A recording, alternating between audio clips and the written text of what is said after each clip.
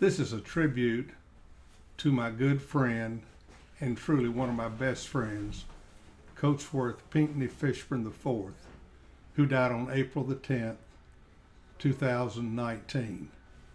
Coty would have been 82 in July. And when I say Coty was one of my best friends, I want to define for you what my friend Burns Landis, the way he defines a friend. A friend will not lie to you. A friend will not betray a trust. A friend will not play games with you. And a friend, if you ask him, will tell you the truth. And finally, a friend will hold you accountable. Coty met all of those criteria. And we talk about friends and we talk about acquaintances, and as I have aged, I've begun to realize that there is a difference between a friend and an acquaintance. A friend is someone, as Burns Landis has earlier described, and you can share things with this person in an intimate basis and know that it will go no further. You can go to that person and ask for advice, and you know you're going to get good, solid advice. On the other hand, an acquaintance may be someone that you enjoy being around, but you can't trust them the way you can trust a friend. You can be cordial with them, you can laugh with them, you can share information with them, but you cannot show your vulnerability, for there's always the possibility that they will take advantage of your vulnerability. So I think to say a best friend is somewhat redundant, because you're either a friend or you're not. And Coty was a friend. And a friend reaches the highest element when they become a beloved friend. And when you saw the outpouring of love and affection at Coty's funeral, you could tell that Coty was absolutely beloved. I first met Coty in the fall of 1959 when we roomed in the dorm at the Medical College of Virginia, now Virginia Commonwealth University. At the end of that first year, his roommate got married and my roommate got married. So our second year in dental school at Bear Hall at MCV, Coty and I roomed together. This is where I got to really know Coty intimately, and this was really a step up in our relationship. Because before that, I think probably Coty was more of an acquaintance than a friend, but then the roots of friendship developed markedly during that second year in dental school in Bear Hall. At the end of that year, 8 dental students moved out to Westwood Avenue, where we lived together for the next 2 years. And I might add, and Coty I think would agree with that these were 2 of the happiest years of our lives. We had a focus, we were accomplishing something, we were moving ahead, we were learning how to become dentists, yet there were times of laughter and fun, the likes of which I don't know that I experienced the rest of my life. They were Camelot, in my opinion. Well, after we graduated, we all went our separate ways, developing our careers and so forth. I went to the Air Force, Coty went to the Army, Johnny Parham went into practice, and so forth and so on. But we all went our separate ways, and for the next 50 years or so, we spent time developing our careers, our practices, raising children, and so forth. Yet we continue to keep in touch every 5 years at our annual alumni meeting, one of which, our 40th, I believe, Coty was in charge of and did a beautiful job of organizing that. And when we returned, we would always reminisce about the days at Westwood and so forth and so on. But let's go back to the beginning. Coty, raised in Walterboro, South Carolina, developed intimate friendships even in kindergarten with the group called the Jack and Jill group, a group that met as children in kindergarten and probably when Coty was 5 or 6. And at age 82, that group has survived for 75 years. And it's still functional and operational And I have an idea that Coty was one of the mainstays of that group because that was the way Coty was. Coty touched many, many people, and his days at Wofford, a colleague, later developed a literary society where they would review books and so forth. And then there were those that Coty went on mission trips with, so forth, and they too felt that Coty was beloved. But the intimate relationship with Coty took an even higher tact when I decided to make a trip to China. And Coty, I asked to join me, and we discussed the possibility of what was going to happen after my retirement. But more on that later. But after we roomed together, and this talks about, as the minister mentioned at his funeral, Coty's persistence. 30 years after we graduated from dental school, Coty felt appropriate that I should be considered as the outstanding alumnus of the dental school for that year. And typically Coty, when he got behind a project, he was precise in doing this and diligently in helping that become accomplished.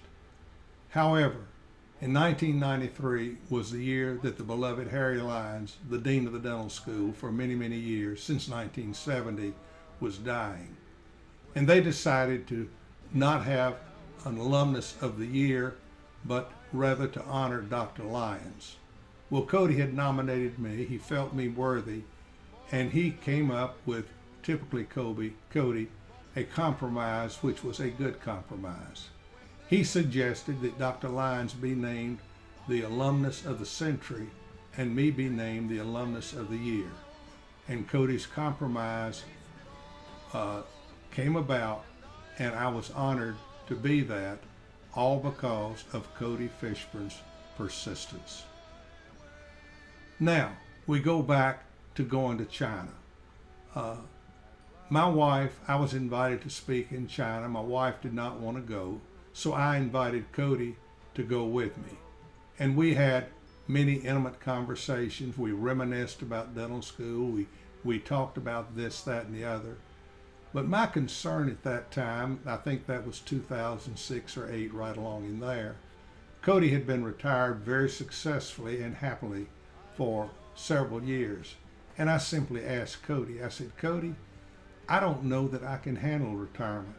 I don't know what I want to do. And Coty asked me, he says, well, what do you enjoy doing? I said, well, I enjoy teaching, but I don't have a teaching opportunity here in Memphis. And at that time, Coty was on the board of trustees of the Medical University of South Carolina. More about that later. So he said, would you consider coming to Charleston? And I said, Coty, I would consider anything. The dean of the dental school at that time was Jack Sanders, and Jack was a periodontist just like I was a periodontist.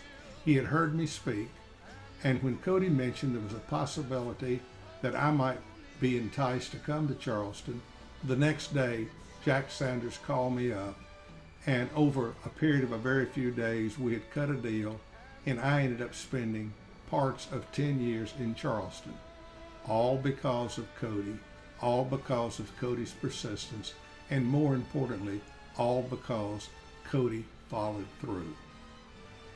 Now let's go back and talk about Coty and the Medical University of South Carolina.